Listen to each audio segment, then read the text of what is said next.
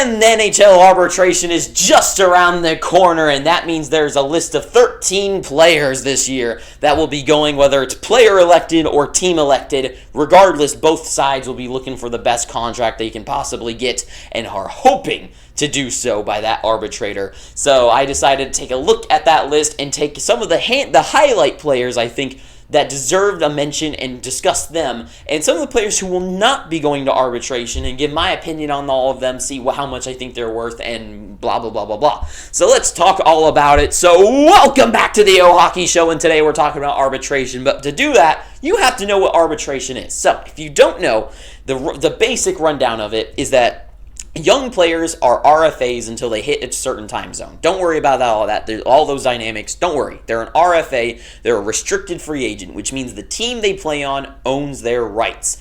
And arbitration, what it means is that a team and a player cannot come to, and they have to play a certain amount of games at a certain age, a certain blah, blah, blah. Lots of things go into it. Not every player is eligible for arbitration.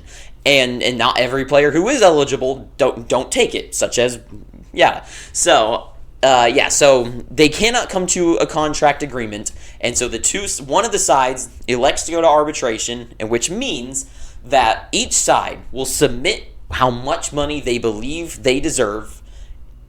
An arbitrator, a neutral person, whoever that is, looks over, reviews, and decides the AAV of the contract, and the player will decide either a 1-year or 2-year deal underneath that. And generally what happens is that they split it in the middle. I mean, honestly, I don't know if I'm sure there's some cases, but we don't, it's not like, it looks like one side's asking for 10, the other side's asking for 7, right?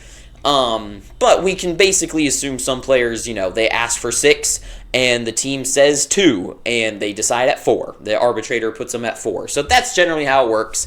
And so let's talk about these players and see how I think things are going to run down. First up, Lucas Dostal and the Anaheim Ducks. What the fuck are the Ducks doing with this guy? They ship out John Gibson and his contract and an exploding cap era and this amazing young Czechian goalie who looks phenomenal.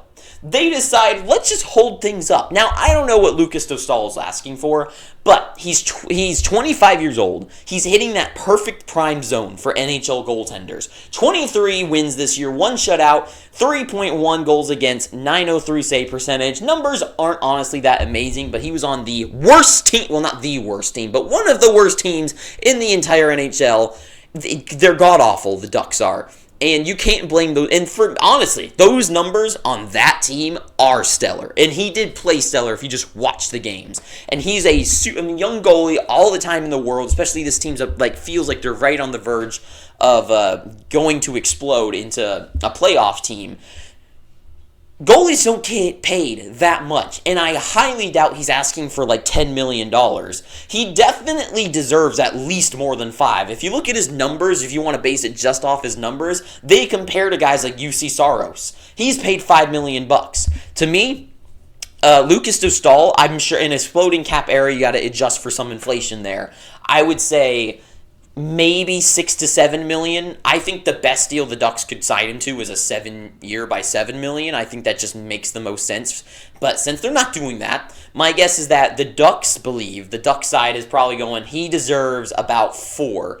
I bet Dostal is probably hanging about 7, and then maybe they're asking for something like 8. So my guess is that it'll come to terms around 6. I think it'll be about a 6-year deal, and I think Dostal will probably take it for 1 year because he deserves more than that. I guess maybe 2 years, could maybe work. But to me, Dostal deserves the money. He is this team's backstop, and if it's not going to work out there, another team is going to pay him the big bucks. So Dostal, Ducks, sort your shit out, sign him for what he wants. Now I guess the arbitrator will decide.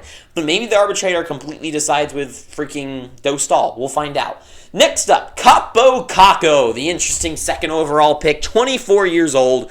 And he got, joining the Kraken this year, he had 30 points in 49 games played with the Seattle Kraken. Overall, he had 44 points on the entire season. 44 points is comparable to Zach Hyman. It's comparable to Anton Lundell. Both of those guys get paid $5 million. And that was signed before this whole big, giant cap expansion era. He's young, tons of talent, and now that he's on a place that he can breathe in Seattle, I think, to me, I think, especially because it's arbitration, so it's going to be like a 1-2 year deal, him signing for about $5 to $6 million, to me, makes sense. I think that is the total fair value, and for what he's going to bring to this Kraken team, what he's already showed. 30 points in 49 games, if you put that over an entire season, if he's getting 50 points, I think 50-point players now, and 50-point players who score goals, I think in this cap era, like a $6 million contract is not out of this world that bad. And that gives him time to explode and then get even bigger contract on his next one. Interesting that Seattle doesn't just sign him. They have cap space, and he is like one of their best youngish prospects. He's not really a prospect, but one of their works in development. Bowen Byram, though, of course we know he probably does not want to be in Buffalo, and I think Buffalo hates that no one wants to be in Buffalo, but I don't think the people in charge care that much. So, I don't know. But the team, in this case, actually selected him to be going to arbitration, and that's usually to negate an offer sheet. So, because Bowen Byram definitely would be a big offer sheet candidate. I wouldn't be surprised if a team like the Hurricanes went after a guy like him.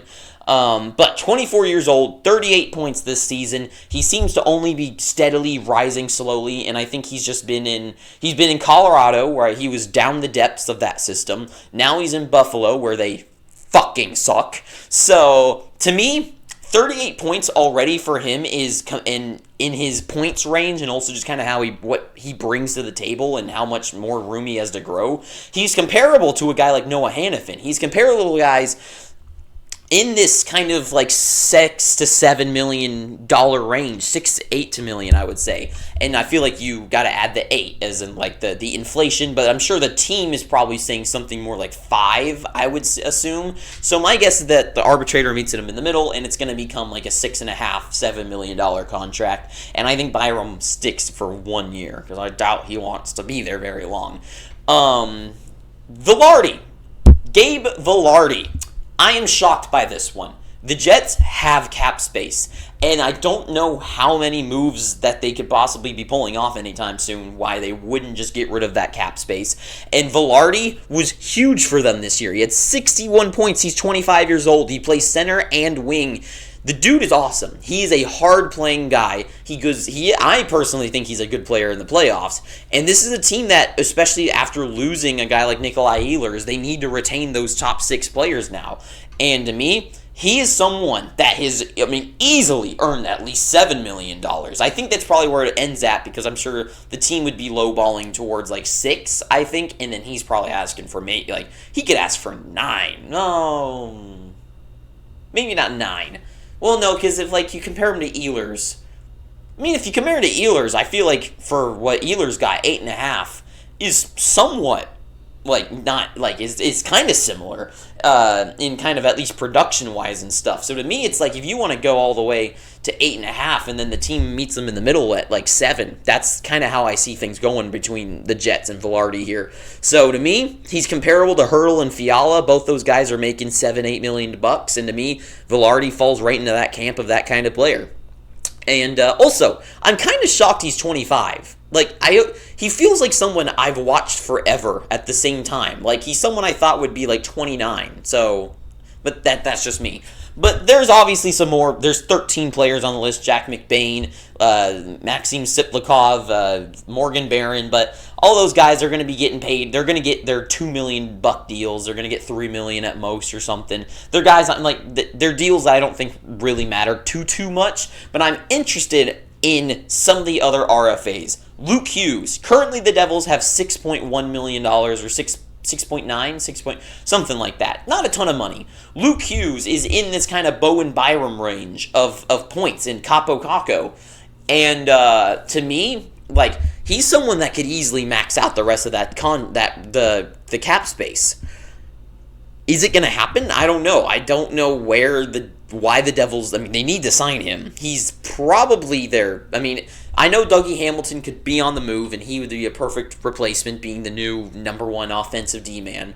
But for a team that is looking to win the Stanley Cup and be in the playoff mode now, I don't know what, like, you got to keep him on the team, and you got to sign him, and I don't know what's holding them up. I don't know. It seems strange to me that they haven't just locked him up by now.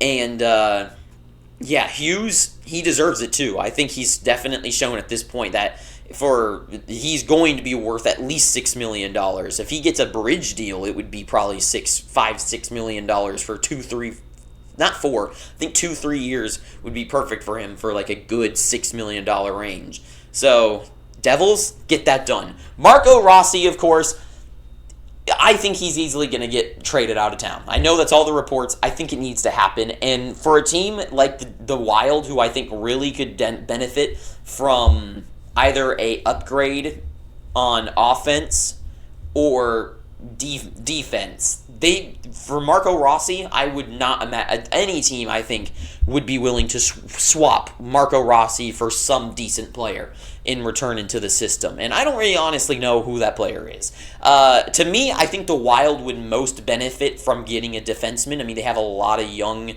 not a lot of young, but their defense, I think, is lacking. And offensively, adding Tarasenko when he's on the third line, I feel like they're pretty padded up there. I think one big benefit would be getting a D-man to really, I mean, you win Stanley Cups personally, in my opinion, from goaltending out. And next step is defense. And to me, when they're in such a stacked, the whole league is stacked. But if they run into Vegas, the Avalanche, the Oilers, the Stars, they have to be able to shut those guys down. And to me, they have a good goalie in Gustafsson, but they need some better defense to pad that up. And Marco Rossi for a good D-man, I don't know who that D-man is, but would be a good trade for me. And Mason McTavish, once again, Anaheim. You have literally the most cap space in the NHL. Sign your dudes. Like, I get you want the best deals you can get, but, like, these are your futures. Like, these are, like, and Mason McTavish, I feel like he's at the point where it's like, start winning now. Maybe McTavish doesn't want to stay. Maybe he wants out of town. Maybe he wants to start winning. The dude was the captain of Team Canada, and he did it with might and fury. The guy is awesome. He's a hard-playing guy. I'm sure he's someone that really hates losing. And to me, it's a matter of time. For me, McTavish is a guy I would not be surprised gets traded at some point soon, and he becomes the next like a Brandon Hagel, where it's like kind of under the radar guy, gets traded, and then explodes into an NHL All-Star. Unless the Ducks finally keep him around, and still, I think he could be an All-Star on the Ducks. It's just the Ducks got to start freaking winning games. But that is all I got to say about arbitration news. I know this is not kind of a big whole list of everyone, but I think these are the highlights that need to be mentioned. But that is all I got to say, so thank you for watching this. Too sweet. I hope you have an amazing day, and ta-ta for now.